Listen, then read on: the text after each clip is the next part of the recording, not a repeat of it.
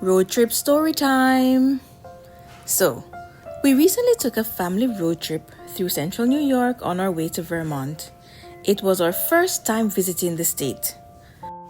We are Jamaican, so of course we planned to leave early. But somehow the alarm didn't go off and we ended up leaving around 9 a.m. Thankfully, we weren't in much of a rush, so we decided to make the drive a part of the adventure. About an hour and a half into our drive, we passed through Hinckley and spotted this absolutely beautiful lake. We pulled over to take it in. It was calm, quiet, and one of those unexpected nature moments. Back on the road, we played games to pass the time, like I Spy and a story game where each person added a line. As with most stories made up by kids, there was definitely some involved. As a synopsis, our story started with a man driving down a hill. He got pneumonia, turned into a monster, somehow farted his way to the moon, and ended up in the wilderness. I honestly don't know where kids come up with these things. We later drove by Cold Brook River.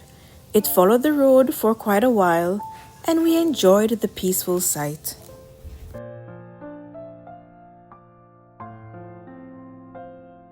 We soon reached Old Pesico Road. Now, before leaving home, I had googled interesting stops along the way, and Pesico Lake was on the list.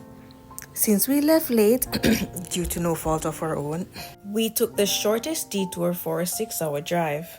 I started getting glimpses of the lake. It was frozen over and so beautiful.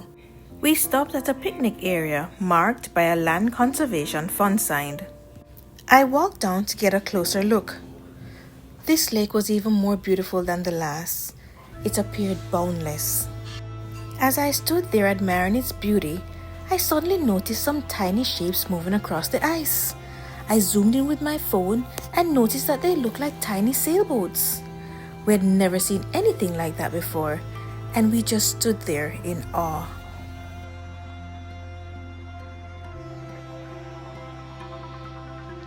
And then we were back on the road again. And this time we spoke about the idea of just standing on the frozen lake. As I said, we're Jamaican, so you know we've never stood on a frozen lake before, and that alone sounded like an adventure. Then there's Daddy, who of course had to remind us that it's ice, it can break, you can fall through, you can get hypothermia, you can die. Okay, fine, we won't be walking in any frozen lakes today. Or so we thought. So I went back to looking out the window, when all of a sudden, I saw people on the ice with the little tiny sailboats, and I shouted, "Stop, stop, stop," and begged him to reverse. We had to go find out what they were doing. We met some really cool gentlemen who shared with us that they were engaged in a thrilling winter sport called ice sailing. This is where boats with metal runners glide across the ice, powered only by the wind. Some of the fastest ice sailing boats can reach speed up to 4 times the speed of the wind. That day, there were people on the lake going 70 and even 100 miles per hour. The ice on the lake was about 1.5 feet thick, and it was regularly tested to ensure it was safe for them to continue sailing. With a gentle push, the boat was off, carried away by the wind. And just in case you didn't notice, we were walking on the lake. Now, the majority of the boats on the lake could only carry 1 person at a time, but there were actually a few that could carry 2, and they offered the girls a ride. As you can see, Ariane went first, and I watched her until she disappeared from view. Oh my gosh, that thing is fast. And there was Miss Alexis awaiting her turn as Ariane was sailing in. You know, she did tell me she stopped the boats. I'm just now seeing how she did it. She actually did.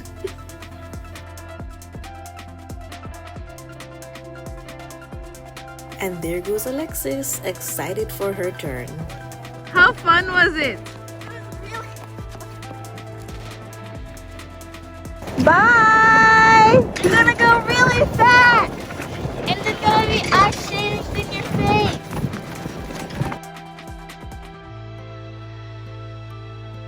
How was it? It was really, really, really fun! Look at her go! Oh my gosh. So he's trying to go slow. He could be going like 3 times as fast.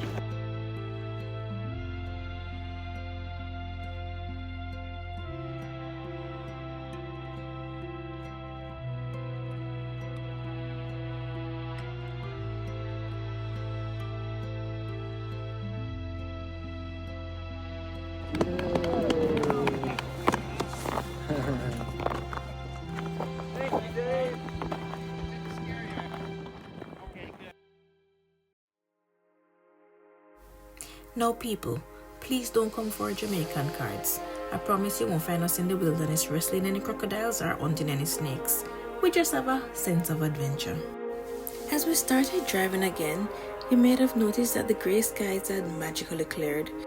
We drove across more bridges, past rivers, lakes, and at one point, we even found ourselves driving onto a ferry that took us across the border into Vermont. Completely unexpected, but we just went with it. Along the way, we passed some curious cows who stared at us like they were keeping track of our journey. What was supposed to be a 6-hour drive turned into 10 hours, but we weren't tired. We were full of stories, laughter, and unforgettable memories. You know, this experience reminded us that embracing the unexpected, slowing down, and staying open to adventure can make the journey just as meaningful as the destination. Thanks for driving with us. Until next time, walk good.